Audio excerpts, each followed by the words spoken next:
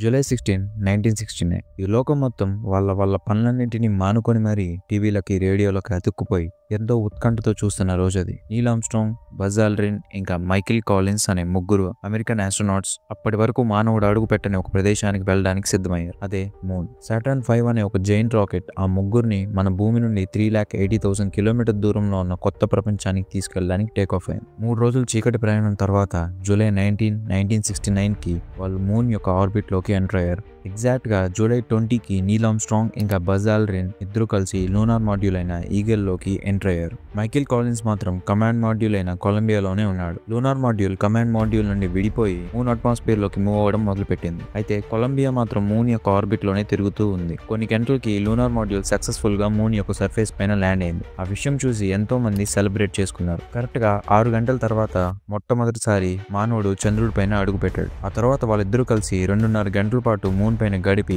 America flag ని అక్కడ పాతారు. అలానే మూన్ యొక్క రాక్స్ అండ్ శాండ్ ని కలెక్ట్ చేసుకున్నారు. 21 గంటల పాటు అక్కడే ఉండి కమాండ్ మాడ్యూల్ కి తిరిగి వచ్చి అక్కడి నుండి మళ్ళీ భూమికి వాళ్ళు తిరుగు ప్రయాణం స్టార్ట్ చేసి 3 రోజుల తర్వాత పసిఫిక్ ఓషన్ లో సేఫ్ ల్యాండ్ అయ్యి హిస్టరీలోనే ఒక సక్సెస్ఫుల్ మిషన్ లో భాగమయ్యారు. ఈ విషయాన్ని అందరూ ఎంతో సంతోషంగా సెలబ్రేట్ చేసుకున్నారు. బట్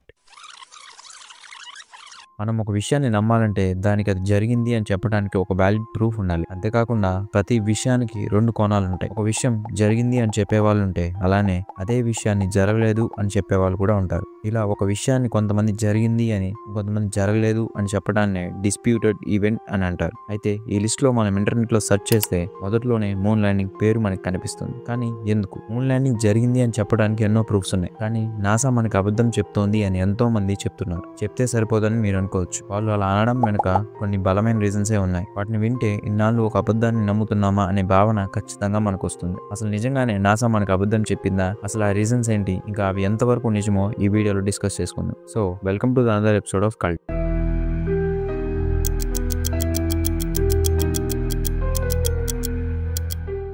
మనం ఇప్పటి వరకు ఎన్నో ఇన్వెన్షన్స్ ని చూసాం. ఎన్నో ఆవిష్కరణలు, ఎన్నెన్నో ఆశ్చర్యపరిచే విషయాల గురించి తెలుసుకున్నాం. అయితే మనం ఎంత టెక్నాలజికల్ గా డెవలప్ అయినా కానీ మన మధ్య కంట్రీస్ అనే భేదంతో బౌండరీస్ ని నిర్మించుకోవడమే కాకుండా నాలెడ్జ్ ని కూడా బయాస్ చేసుకుందాం. ఇలాగే ఈ లోకంలో మేము గొప్ప అంటే మేము గొప్ప అనే 2 దేశాలు 1947 నుండి 1991 వరకు పోటీ పడ్డాయి. అవే యుఎస్ఏ ఇంకా యుఎస్ఎస్ఆర్. ఎగ్జాక్ట్ గా చెప్పాలంటే దీన్నే కోల్డ్ వార్ అని అంటారు. అంటే యుఎస్ఏ అండ్ ఇంకా యుఎస్ఎస్ఆర్ కి మధ్య ఎటువంటి వార్ఫేర్ లేకుండా యుద్ధం జరిగింది అని అనమాట. దీనిలో భాగంగానే ఈ 2 కంట్రీస్ కి మధ్య స్పేస్ రేస్ స్టార్ట్ అయింది. నవంబర్ 3, 1959లో యుఎస్ఎస్ఆర్ లైకా అనే డాగ్ ని స్పుత్నిక్ 2 అనే స్పేస్ క్రాఫ్ట్ లో ఉంచి స్పేస్ లోకి సక్సెస్ఫుల్ గా పంపించగలిగింది. అంతేకాకుండా ఏప్రిల్ 12, 1961లో యూరీ గెగారియన్ అనే వ్యక్తిని వోస్తోక్ 1 అనే స్పేస్ క్రాఫ్ట్ లో స్పేస్ కి పంపి హిస్టరీలోనే ఫస్ట్ టైం హ్యూమన్ ని స్పేస్ లోకి పంపిన కంట్రీగా యుఎస్ఎస్ఆర్ నిలిచింది. కానీ ఈ వైపు 1961 వరకు కూడా యుఎస్ఏకి ఒక్క సక్సెస్ఫుల్ మిషన్ కూడా లేకపోవడంతో కంట్రీ యొక్క జీడిపిలో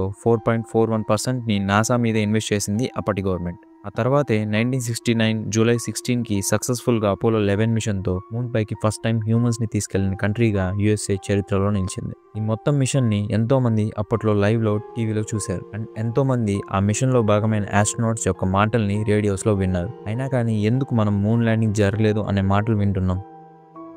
ముందుగా ఈ పిక్ ని చూడండి. అలానే ఈ పిక్ ని కూడా ఒకసారి చూడండి. ఇది నీల్ ఆర్మ్స్ట్రాంగ్ అపోలో 11 టైంలో వేసుకున్న స్పేస్ సూట్. ఇది ప్రస్తుతానికి వాషింగ్టన్ లోని స్మిత్సోనియన్ స్పేస్ మ్యూజియం లో ఉంది. అయితే ఈ 2 పిక్స్ ని గమనిస్తే వాటి బేసెస్ ఏ మాత్రం మ్యాచ్ కావట్లేదని మనకు అర్థమవుతోంది. అసలు ఈ సూట్ లో ఉన్న బూట్స్ యొక్క బేస్ కి మూన్ పైన ఉన్న ఫుట్ ప్రింట్ కి చాలా తేడా ఉంది. ఒకసారి ఈ పిక్ ని చూడండి. ఇందులో బ్యాక్గ్రౌండ్ లో అసలు ఎటువంటి స్టార్స్ కనపడవు. ఈ పిక్ ఒకటే కాదు, మూన్ ల్యాండింగ్ యొక్క వీడియో ఫుటేజ్ లో కూడా మనకి ఎక్కడ స్టార్స్ కనపడవు. ఇంకా అలానే ఆ మొత్తం ఫుటేజ్ లో కొన్ని చోట్ల షాడోస్ ఇర్రెగ్యులర్ గా ఉంటాయి. అండ్ వాళ్ళు ల్యాండ్ అయిన లూనార్ మాడ్యూల్ దాదాపు 14,700 కిలోగ్రామ్స్ ఉంటుంది. నార్మల్ గా అంత బరువుతో ల్యాండ్ అయ్యేటప్పుడు మూన్ యొక్క గ్రావిటీని ఓవర్కమ్ చేయడానికి లూనార్ మాడ్యూల్ చాలా ఎక్కువగా థ్రస్టర్స్ ని యూజ్ చేయాల్సి ఉంటుంది. అలా చేసేటప్పుడు ఆ ఫోర్స్ కి ల్యాండింగ్ జరిగే ప్లేస్ లో ఉన్న డస్ట్ ఇంకా శాండ్ చెదిరి అక్కడ ఒక హోల్ లాగా ఫామ్ అవుతుంది. దీన్ని క్రేటర్ అని అంటారు. బట్ ఈగల్ ల్యాండ్ అయిన ప్లేస్ లో చాలా నీట్ ఇంకా స్మూత్ గా కనిపిస్తోంది. బజ్ ఆల్డ్రిన్ ప్లేస్ చేసిన యుఎస్ఏ యొక్క ఫ్లాగ్ మూవ్ అవడం మనం చూడొచ్చు. ఇవన్నీ ఒక ఎత్తు అయితే ఇప్పుడు చెప్పేవి అంతకు మించి. ఫస్ట్లీ ఈ వీడియో చూడండి.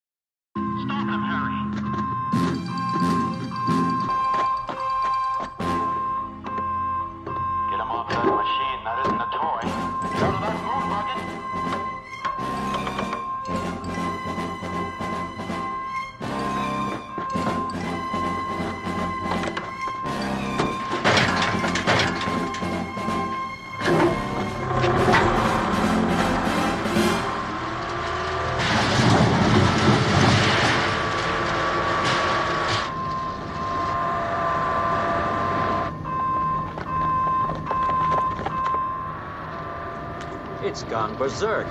ఇది 1971లో వచ్చిన డైమండ్స్ ఆఫ్ ఫర్ ఎవర్ అనే మూవీలో ఉంది. ఇందులో పర్టికులర్ గా ఈ సీన్ లో మనం జేమ్స్ బాండ్ క్యారెక్టర్ ప్లే చేసిన షాన్ కాన్రీ అనుకోకుండా లాస్ ఏంజలస్ లో ఒక సీక్రెట్ ల్యాబ్ లోకి వెళ్తాడు. అక్కడ మూన్ యొక్క సెట్ వేసి కొంతమంది యాక్టర్స్ కి ఆస్ట్రోనాట్స్ లాగా డ్రెస్సింగ్ చేసి షూటింగ్ తీస్తూ ఉంటారు. మూన్ లో ఉన్న విధంగానే స్లో మోషన్ లో మూవ్ అవుతూ ఉంటారు. అయితే ఈ సీన్ అప్పట్లో బాగా వైరల్ అయింది. ఈ మూవీ వచ్చింది 1971లో అయినా మూన్ ల్యాండింగ్ ఫేక్ చేస్తున్నారు అనే వార్తలు బాగా వినపడ్డాయి. అంటే అప్పటి వరకు అలా జరుగుతుంది అని కూడా ఎవరు అనుకోలేదు. ఈ మూవీ వచ్చింది అపోలో మిషన్ తర్వాత అయినా అందరూ ఈ సీన్ చూడగానే చాలా క్వశ్చన్స్ ని రైజ్ చేశారు. కారణం ఏంటంటే 1969 కన్నా ముందే, అంటే అపోలో 11 మిషన్ కన్నా ముందే ఒక హాలీవుడ్ డైరెక్టర్ ఒక స్పేస్ మూవీని డైరెక్ట్ చేశాడు. అదే 1968లో వచ్చిన 2001 స్పేస్ ఒడిసీ. మనకి నార్మల్ గా స్పేస్ బేస్డ్ ఫిల్మ్స్ అంటే ముందుగా ఇంటర్స్టెల్లర్, మార్షియన్, గ్రావిటీ ఇలాంటి మూవీస్ ఎన్నో గుర్తొస్తాయి. కానీ ఆ మూవీస్ ని డైరెక్ట్ చేసిన డైరెక్టర్స్ అందరూ ఈయన అభిమానులని చెప్పొచ్చు. ఈయన పేరు స్టాన్లీ కుబ్రిక్. ఈయన డైరెక్ట్ చేసిన 2001 స్పేస్ ఒడిసీ అనే మూవీలోని కొంత స్టోరీ మూన్ మీద జరుగుతుంది. అప్పటికి ఇంకా మూన్ పైకి వెళ్లకుండానే స్టాన్లీ కుబ్రిక్ మూన్ మీద సీన్స్ ని చాలా బాగా చూపించాడు. అంటే లో గ్రావిటీ కావచ్చు, మూన్ యొక్క అట్మాస్ఫియర్ కావచ్చు, ఇంకా ఆ సెటప్ విజువల్స్ అన్ని టాప్ నాచ్ ఉంటాయి. అయితే ఇక్కడ మెయిన్ సమస్య వచ్చింది. అదేంటంటే స్టాన్లీ కుబ్రిక్ మూన్ ల్యాండింగ్ ని ఫేక్ చేయడానికి నాసాకి హెల్ప్ చేశాడు అనే ఒక రేంజ్ లో స్పెక్యులేషన్స్ వచ్చాయి. అసలు మూన్ ల్యాండింగ్ ఫేక్ ఏమో అనే క్వశ్చన్ అందరిలో మొదలైంది ఇక్కడే. ఈ విషయం పైన స్టాన్లీ కుబ్రిక్ ఎప్పుడు పెద్దగా రియాక్ట్ కాలేదు. కానీ తనకి 70 years ఉన్నప్పుడు ఒక రోజు తను ఒక పెద్ద విషయాన్ని రివీల్ చేయబోతున్నాను అని చెప్పినట్టు చాలానే రిపోర్ట్స్ ఉన్నాయి. సర్ప్రైజింగ్లీ అలా తన పబ్లిక్ గా డిక్లేర్ చేసిన కొన్ని రోజులకే చనిపోయాడు. ఇప్పటి వరకు మీరు విన్నవి మూన్ ల్యాండింగ్ ఫేక్ అని చెప్పే కాన్స్పిరసీ థియరీస్ అండ్ స్పెక్యులేషన్స్. ఇవన్నింటిని వింటే యుఎస్ఎస్ఆర్ మీద స్పేస్ రేస్ లో డామినెన్స్ చూపించడానికి చేసింది అని అనిపిస్తుంది. మూన్ ల్యాండింగ్ నిజము అని చెప్పడానికి కూడా చాలా ప్రూఫ్స్ ఉన్నాయి. అవేంటంటే అపోలో మిషన్ లో భాగంగానే మూన్ నుండి 382 kilograms ఆఫ్ మూన్ రాక్స్ ని ఇంకా సాయిల్ ని తీసుకొచ్చారు. వీటికి కొన్ని యూనిక్ ప్రాపర్టీస్ ఉన్నాయి. లైక్ వాటిలో వాటర్ లేకపోవడం, ఇంకా ఆ కాంపౌండ్ స్ట్రక్చర్ మన ఎర్త్ లో లేని విధంగా ఉండడం లాంటివి. అపోలో మిషన్ యుఎస్ఎస్ఆర్ కూడా ట్రాక్ చేసింది. అంతేకాకుండా ఇప్పటి వరకు అపోలో మిషన్ ఫేక్ అని యుఎస్ఎస్ఆర్ ఎప్పుడూ చెప్పలేదు. వీటితో పాటు నాసా యొక్క LRO lunar recognition orbiter moon పైన